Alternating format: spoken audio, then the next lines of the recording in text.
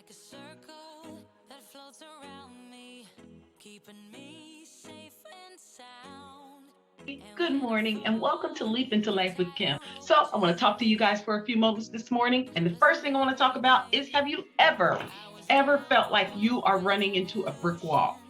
knees, Every praying single for time you get a chance to you start working at something, to you're going, your see. momentum's up, you're moving, and then all of a sudden, right in front of you is this I'm getting brick older, wall. And you're like, what is going life is on? short, Why does it feel like I can't move? Why does it feel like something's stopping me? Why does it feel like there's somebody there? And the truth is, there is no one in front of you blocking anything. There's not a physical brick wall. There's just something that stops your momentum, stops your potential. What is that? And the answer that I have for you today is the word no. And the word no, if I break it down by each letter, I would say no for not, O for operating, not operate. What is that, Lord? What am I saying no about? And so what I did, I started looking over things and combing my life in the past, for the past couple months or so, or weeks, or even years. Like, what is it? Just combing it, taking that fine tooth comb and combing it and saying, what things have I said no about? What things have I refused to do? No is not doing something. It's also a refusal. Do you know that when you say no, it's a refusal, but when you decide not to do it, it's also a refusal? Or if you ignore it, it's also a refusal? No, not operating. Also, NO means now oppressed. So think about this. What is it that I'm thinking is in front of me? I'm thinking it's a brick wall. I'm thinking there's someone blocking me. I'm thinking someone's in my way. And the truth is, me, the NO, not operating, now I'm oppressed. Because I'm not operating in my full functionability of what God has called me to, now I have oppressed myself. So it's not the brick wall, it's not a person on the other side, it's me. It's me. Yeah, I took that fine tooth comb and I just started looking. And not that you're always saying no on purpose or you're not operating like you should on purpose. Many times it's simply because you're not even paying attention to what it is that you're supposed to be doing. So you're missing some of the things that you were called to do. A little bit more about a scripture, and it was Matthew 16:24 through 26. It goes like this. Then Jesus said to his disciples, if anyone wants to come after me, let him first. And the thing was deny.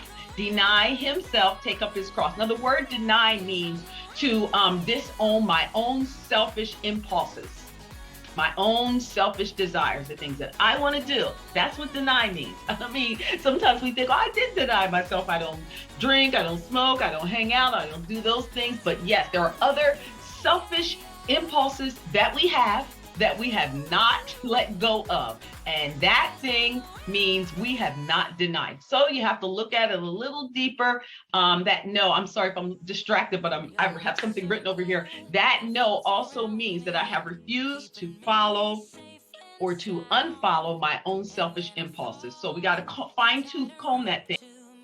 Then it says, take up his cross. Okay, number one, when we think of a cross, we think of what Jesus was on. And I certainly don't want to be on that, nor do I want to have to carry it. Because remember, there was a man in the Bible who helped him to carry it, but we all have a cross to carry. And a lot of times as Christians, we're so religious and so churchy that we're like, don't say you don't want to carry your cross. Well, the truth is you don't either. Nobody wants to carry anything that's heavy, that is going to cause them to come outside of themselves, that's going to make them put aside what they want them for themselves and what to do for themselves. I mean, cross carrying is pretty heavy. So cross is what it says is the instrument of his or her death to self. I'll say that again.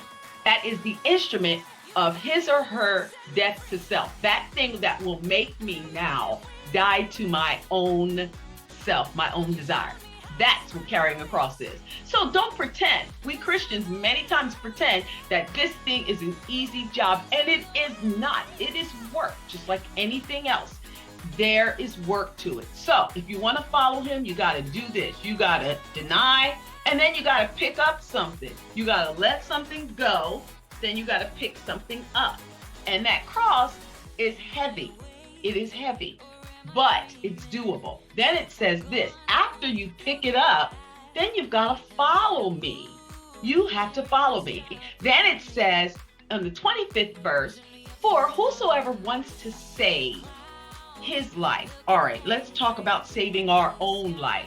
That is the life of my earthly sense. What it is that I can see with my earthly eyes and my own earthly feelings, my soul, those things that I love, that are myself, that I have claimed for myself, that I've embraced for myself.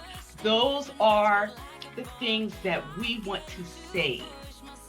And you're probably like, well, what does a no have to do with this? Everything. Because when we don't want to let go of the things that we're used to that are common, we will either say no or we will not do it, which is also a refusal. All right, let's keep going. Then the next part says, whosoever wants to save his life, here's what it says, will lose it. That is life in an eternal sense. So if I choose to save this life, to save my flesh, to save the impulses of myself, to save what I want to do, to save face, to save face for friends and for people, so that people see me in another light, or so that I see myself in the life. If I refuse to let go of my comfortableness and save myself so that I'm comfortable and cozy, then guess what? I lose my life. Now somebody's like, what do you mean? You're talking about I'm going to die? Well, death is going to happen for all of us. But here's the other part of that. Here is the real big bright side of it, that you live in this life while you are alive, defeated, bound beneath your privilege, just chained. That's what happens. 6. Then it says, but whosoever will lose his life for my sake will find it. In other words, pick up your cross and just follow me. I've got something better for you. It's going to be difficult to carry the cross, but after a while, and this is with anything that you do, after a while, you've gotten the hang of it. You've figured out how to bear it. You figured out how to hold it a certain way, or how to shift it so that you get some relief on this end. That's what happens. It's like a person who learns how to run. You know, running is tough at first, but after you've learned it and you've built that core, you've built your muscle, you can run, and it's easy to you, right? Okay, let's keep going. So that's what I'm saying. When you lose your life for his sake, you will then find your life, and you are going to find your life as you go ahead and lose what you thought was best for you to pick up what is actually best for you. For what will it profit a man if he gains this whole world, but he forfeits his living, if I can say that, his soul, his opportunity to experience this great life? What you're going to get is turmoil, stress, and each day it's like watching your back, trying to figure out if you've got it right, if you're okay. That's what happens. Next scripture is Luke 9:62. Jesus responded, why do you keep looking back at your past and have second thoughts about following me? And this is the Passion Translation. Yikes, has anybody done that? Where you think, oh my goodness, it was easier this way.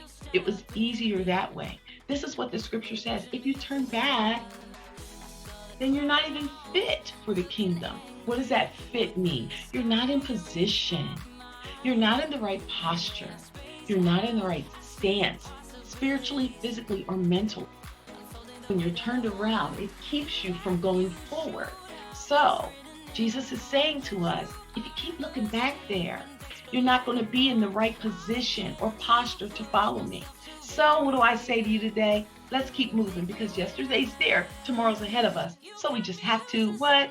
Keep moving, keep moving. So my response to no, where we talked about no, meaning that I am not operating the way I should, I am now oppressed because I've oppressed myself, and not doing so is also a refusal. Instead, in response to the no, let me tell you about the yes. Say yes. The yes is Y for yield, E, every, S, situation. Yield every situation. And there was a pastor in San Diego who used to tell us all the time, Pastor Quench used to say yes, even scared. Do it scared. So that YES also means yes, even scared. So you have to go forward.